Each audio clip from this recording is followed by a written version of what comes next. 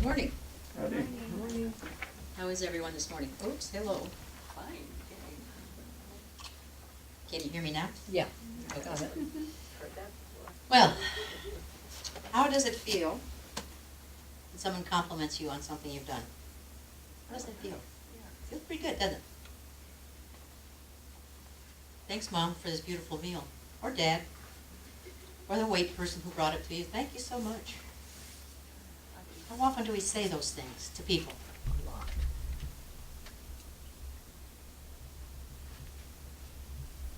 What about other things people do for us?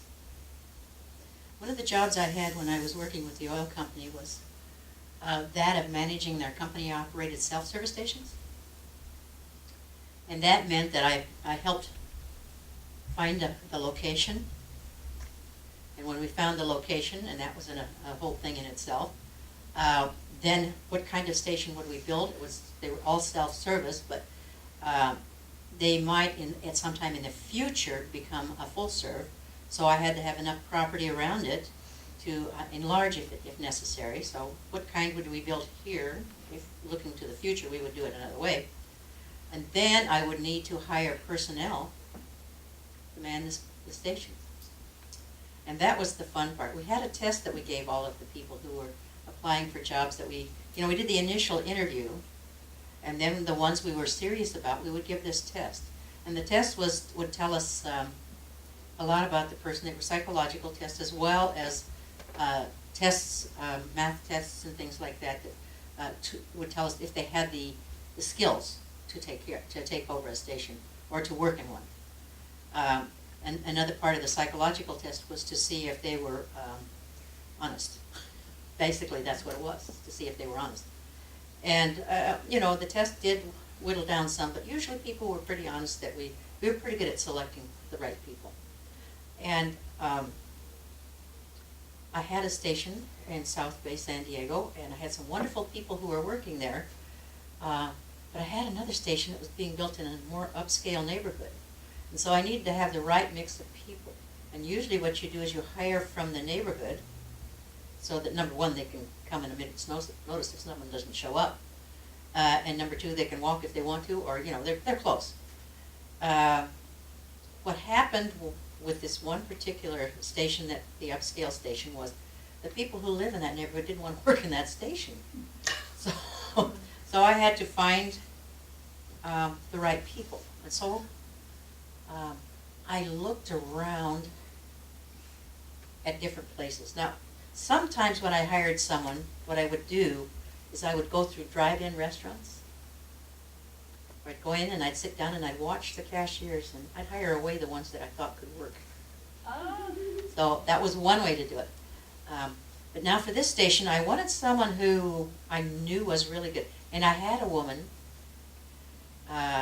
who said she was willing. Let me tell you, this woman was really great. I mean, she was a cashier, and she could do anything. Everything came out just perfect on her shift, and I mean, there was never any overage or shortage. It was just perfect. And I thought, she would make a good manager up there. So I gave her the manager's test, and she aced it. She did very well. So I took her up there. And one thing that I was always wanted to do with the people who worked with and for me was to compliment them when I saw them doing something right. The 1-minute manager, catch them doing something good and compliment them on that. And they always worked well for me. And I knew she would do very well. It turned out there was one thing that she was not so good at. She was not so good at doing the books. And so I would go up every morning and I would help her do the books, and she would sit there and she'd watch me do them. Then I would have her do them, and she could do them fine. And then came the day that I needed to do other things, so I was going to leave her in charge. Well, I got the call in the late afternoon that she'd been there all day long trying to do these books, and she just couldn't get them to come out. So I went up and I found out what she was doing wrong. Last night's closing numbers are today's opening numbers, correct? Right? Is that right? Last night's closing are today's opening. She was making last night's closing today's closing. I saw what she was doing, and I said, okay, here, do this. I put a ruler down. what is this? Well, that's last night when we closed, yes, and that's correct. Mhm. And I said, and where do you think that goes? And she took out another sheet, and she said, it goes right here. Well, it's closing. No. I said, were you open yesterday? She said, yes, we were. I said, how much gasoline did you sell? She said, well, that's what I'm trying to figure out. I said, well, if you put this number here and this number here, it looks like you were closed yesterday. And she said, oh. And so I took a ruler and I slapped it down. I said, last night's closing. Took the ruler and I put it on, slapped it on this morning's opening. And I did it with a bang. She got it. Because I did it with emphasis. And she was able to see what she needed to do. And so she did very well. She was one of my best managers, and I think of her often. That was a stumbling block. But when we emphasize what it is we want from someone, and if it's slapping a ruler down, it's not criticizing them, it's showing where things need to go. And in this case, I prayed about this one because I didn't want to, put her back as a cashier.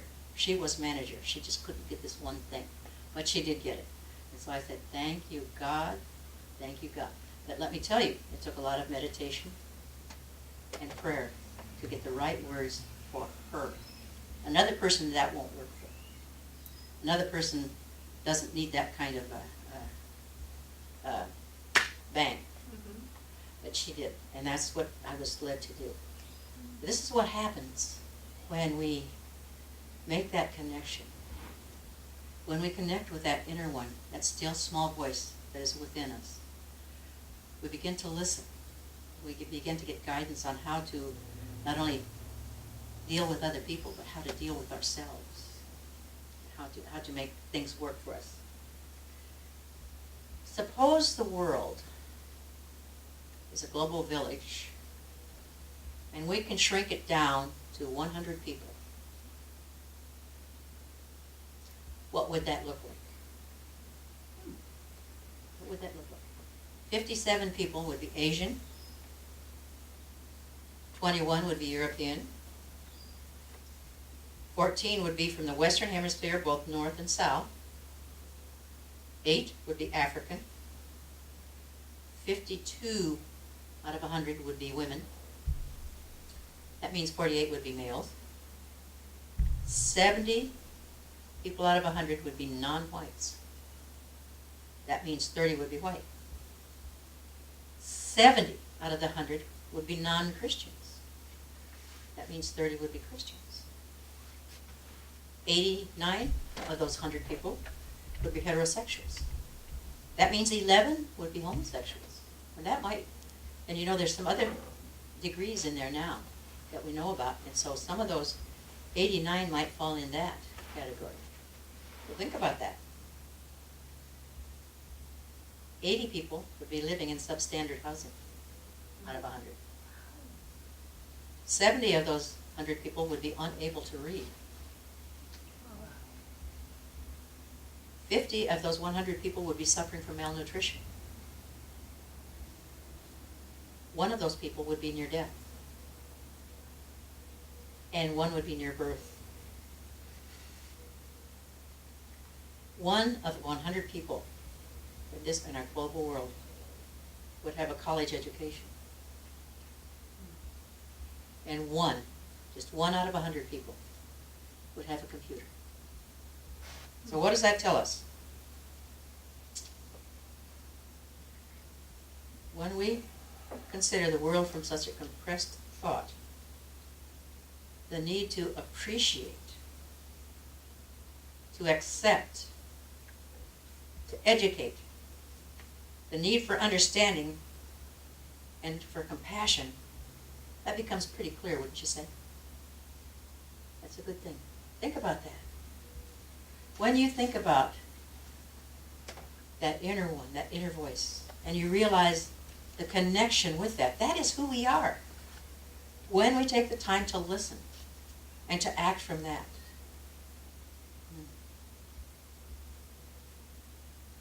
Here's another story for you.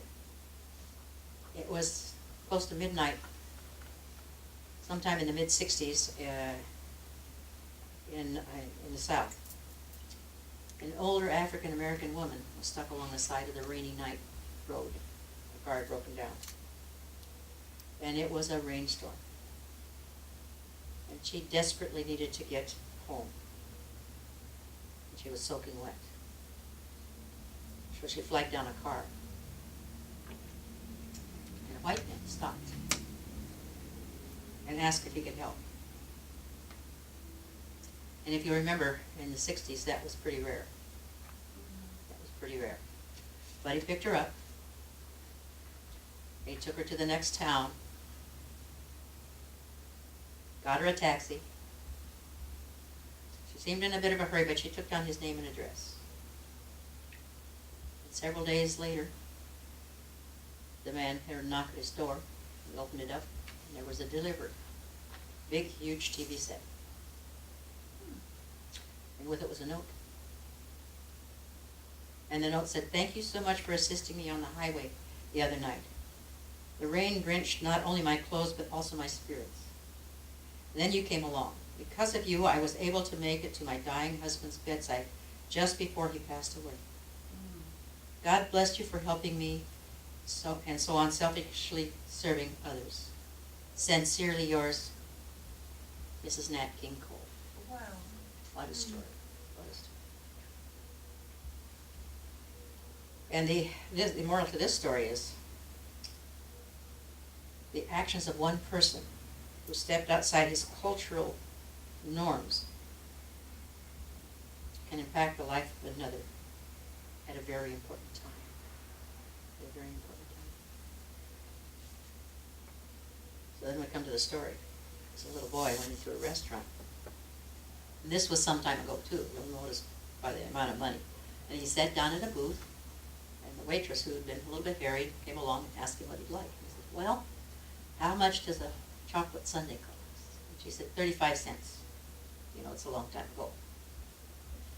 And he says, "Okay." And he took some money out of his pocket and he counted it out. "How much for just a dish of ice cream?" She was getting a little peeved because she had other people to wait on. She said, 25 cents. They counted the money and he said, "I'll just take a dish of ice cream." And so she brought in the ice cream. And, just was not as nice as she could have been if it was missed, because, she wanted, to get on with her business because she had a lot of people to take care of. Well, he finished his ice cream and he got up and he left. And the people who were sitting at their booths watched as she went over and started to clean up the busted table, and she just burst into tears. When she moved away the plate, there was 2 nickels and 5 pennies for tip. He could have had the sundae, but he wanted to make sure she got a tip, so he took the ice cream. Think about that. Would we do that? Maybe. Maybe. So the moral to that story is, let's think about what we're doing. He could have had a whole Sunday. That's a good one. Then we have the story of the little dog who heard about a castle that had a room with 100 mirrors in it. And the little dog said, "I'm going to go look at this." And was bouncing up the stairs, got into the door, and he saw all of these mirrors, and there was 100 dogs in there wagging their tails just as fast as he was. "Wow, look at this. I'm going to come and visit here more often." He bounced up, he went home. And then there was another little dog. Well, he was kind of downtrodden. He heard of this place too, and said, "Well, I think I'll go up and take a look at it." He walked up the stairs very slowly. And he got up there and he opened the door, and what he saw were 100 dogs that looked a little grouchy. And so he growled, and 100 other little dogs growled at him, and he backed off and he went down. He said, "Boy, that was really tough. I'm not going back there anymore." Well, the moral to this story is, which little dog are we? And everyone we see is a reflection of us. It's not another person. That's who we are. How are we getting along in the world? So, when we look at the world, we're actually looking at mirrors. So if we see the world as a dangerous place, it's because we're feeling dangerous ourselves. Or we're not feeling that inner Christ, that the Christ that we are, and we're not expressing the Christ that we are. When we look at another person, that is a mirror of ourselves. So look at all the people in our life. They're reflecting back to us an aspect of who and what we are. So, if we're not getting along with someone, where in ourselves are we not getting along with ourselves? How are we not loving ourselves? So what it is we put out is what it is we get back. So we can thank that person who's showing us that part of ourselves, because that's what we're going to heal in ourselves. That's what we're going to talk to that inner one and say, help me with this. Bring it together.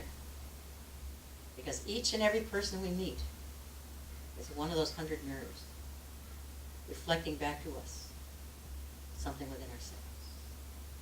And so, it really is important to appreciate everyone we meet, whether we get along with them or whether we don't, because that tells us what's going on with us. And so we're doing this dance with everyone in our life. Is it a happy dance, or are we stumbling all over our feet? Listen to what the mirror is teaching us. And so, thank you, wonderful God in us. Thank you, wonderful I am. Thank you, wonderful Christ self. And so it is. And so we let it be. And let the people say, Amen. Thank you. Thank you. Thank you, thank you. That's great. Thank you so much. Thank you so much, Reverend Mary Ann Kelley. Happy dog. Now is the time